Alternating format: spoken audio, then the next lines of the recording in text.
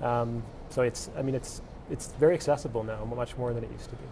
Is there any credence? I mean, for the longest time, that was the biggest detractor, it would seem, in the media of solar. That the input output, the fact that the panel itself consumes more energy than the energy it will output over the years. Is that true whatsoever? That's one of those myths. I mean, there is a lot of myths around solar. The National Research Council in the U.S. has done a lot of work on that, and they say 2 to 3 years is the energy payback for the manufacturing of a solar module. And it's also changed over the years, right? Before we had the efficiencies in manufacturing, the energy input to create that solar module was a lot more. But now they're just mass produced, and the cost has really come down, the energy to input has come down a lot. Where are most of the panels made? North America or overseas? All over, there's options. Right? Ontario, China is the main manufacturing base for solar modules, but there's product available from the US everywhere. Yeah. Are you finding people are a little ignorant to that in Alberta?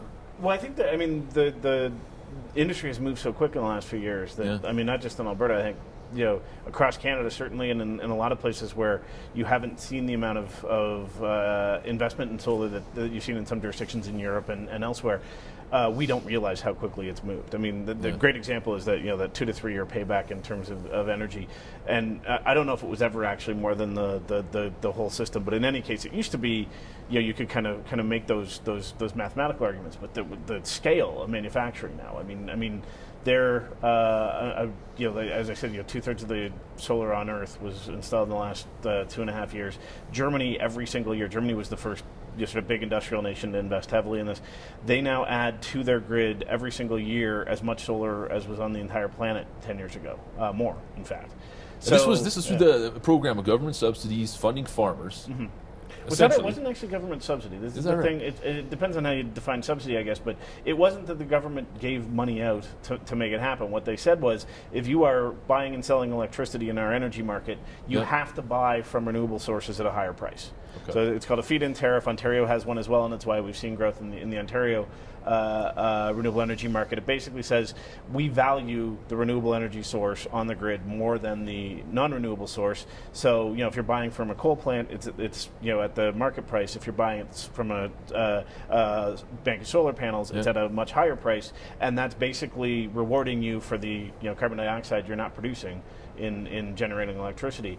And that basically in Germany, I think they we're anticipating that they might get to 12% of their grid by 2010 coming from renewable sources. They're now at 25% wow, or so. They've made strides. No reason we can't maybe follow suit here, folks. We're going to take a quick break, check in with the Rant Pack, and we'll be right back at it. Stay with us.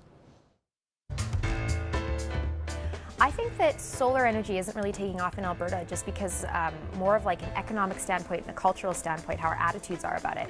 We're a province that's known for oil and gas, which is really quite the opposite of preserving the environment and being green and that kind of thing. So really, I think that the climate is actually suitable for it. I'd mentioned before that cold, sunny conditions are great for this kind of thing. So I think it more just comes down to our attitudes and whether we're going to become a green province or not. So Calgarians are paying, amongst some of the highest power bills in North America. It really depends on what study you read, what numbers you look at. There's no doubt we're paying a whole lot for electricity. Is it time to maybe think about deregulation for our power? Is that a discussion that needs to be had and really had finally? Well, we do have a mostly deregulated market in Alberta. I mean, most people. Oh, pardon me. Switching from deregulation to regulation. To re-regulate. Yes, Okay. Yes, it's been a long day. No problem.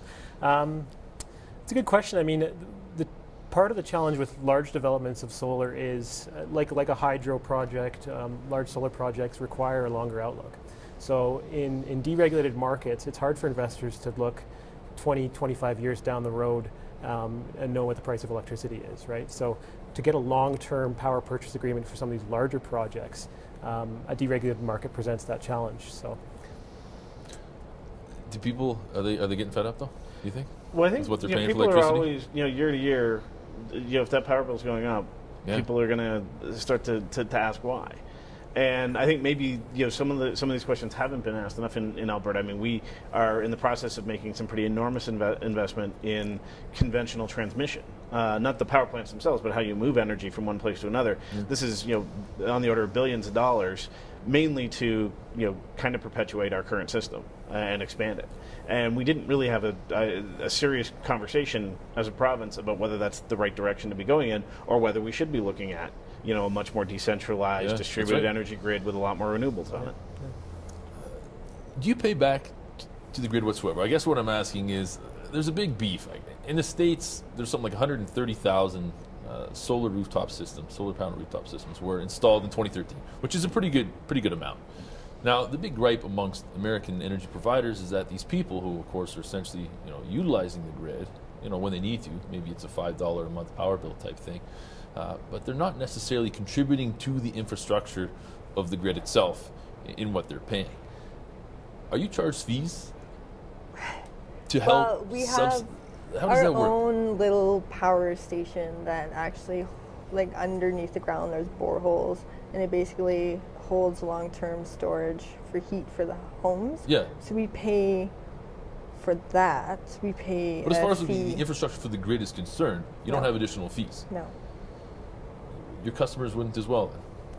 Yeah, I mean, in Alberta, speak to Alberta's case, we have a regulation that allows fairly easy and inexpensive access to the grid for at least small projects. Mm-hmm. So the government has tried to make it easier that way. It hasn't come to the point here yet where there's enough solar where the issues that we're seeing in the U.S. and other jurisdictions have come into play yet, where there's so much solar that it is actually a burden on the grid. But so we haven't reached that point here. It is something obviously on everyone's radar. Obviously, it's something we have to think about. Yeah.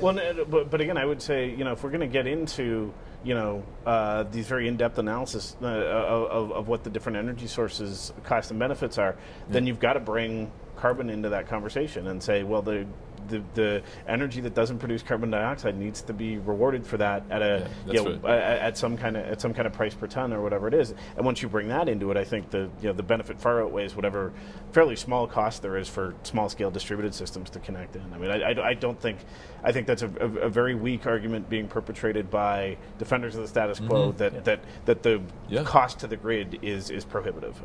I felt the same thing as I was reading it. So then what is the biggest realistic detractor of solar energy? I don't see many. You don't see many? I mean, obviously I'm biased, but I mean, it's a no emission, highly reliable, long-term warranty on the products, low cost when you can take that longer outlook. Low maintenance. Low maintenance. Like, There's the only challenge for people is the upfront cost, but you bring financing into it, and you can overcome that burden as well. So bottom line is, sorry, go ahead. No, I was going to say upfront cost, but it's different with our house because it was a whole community, right? But our house is cheaper to buy last year than it was up for sale in 2000. I guess it was right before the crash and whatnot. But still, it doesn't really matter. There's no sense in turning a blind eye to it. Time is now, and I think it's pretty clear people should be paying a lot more attention to solar energy. Guys, I want to thank you all for being here tonight, folks. That's all our time. I want to thank you for joining us. As always, an informative discussion. And, of course, you can keep the conversation going on Facebook and Twitter as well. If you have a show topic you'd like us to discuss, don't be a stranger and drop us a line. Take care.